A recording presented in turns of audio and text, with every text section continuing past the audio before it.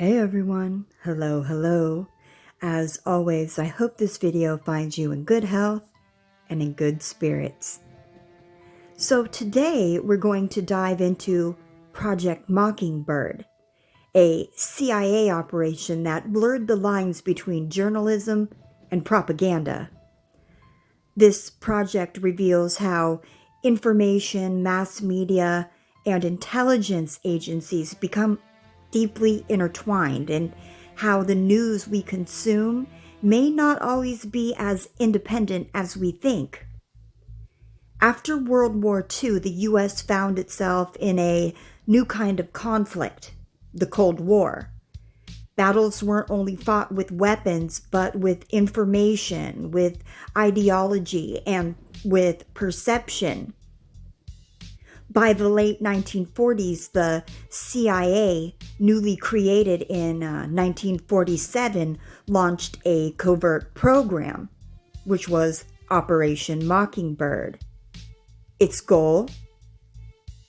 To influence media outlets and journalists to spread pro-American narratives and counter Soviet propaganda.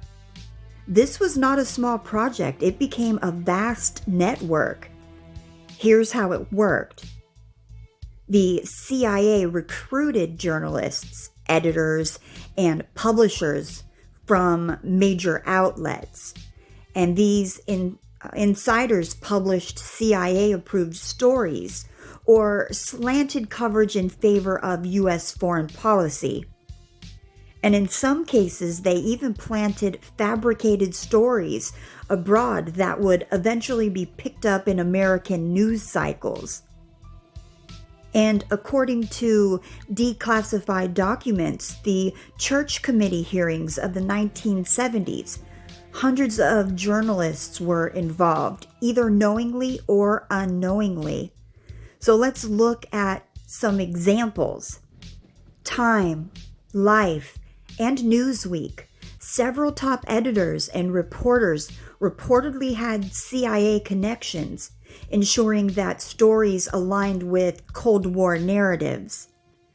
The Washington Post, publisher Philip Graham was alleged to have close ties with the CIA, sometimes allowing intelligence officials to shape the paper's editorial stance. And foreign correspondents. Journalists stationed overseas often doubled as CIA assets. They not only reported the news, but also gathered intelligence. And Mockingbird didn't just stop at the news. The CIA funded magazines, literary journals, and even Hollywood movies, ensuring pro-American anti-communist messages in popular culture. The full scale of Project Mockingbird came to light in the mid-1970s.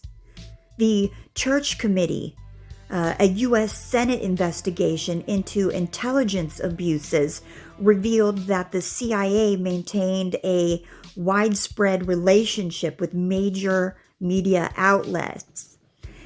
The committee found that over 400 journalists worldwide had been directly or indirectly involved and connected to the CIA. The agency could plant stories globally and influence narratives at home. And although the CIA claimed it shut down Mockingbird after exposure, many critics argue that the techniques were never truly ended. They just became more subtle.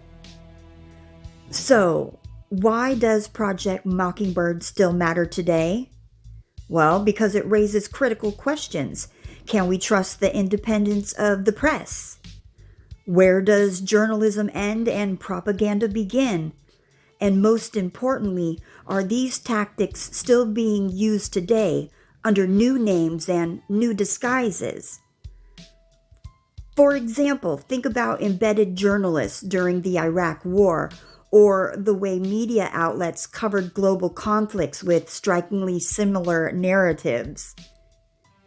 While not proven to be part of Mockingbird, they echo its influence tactics.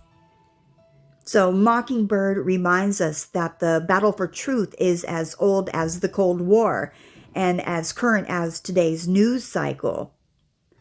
So the next time you read a headline or watch breaking news, remember, information is power, and in history, that power has often been carefully managed behind the scenes.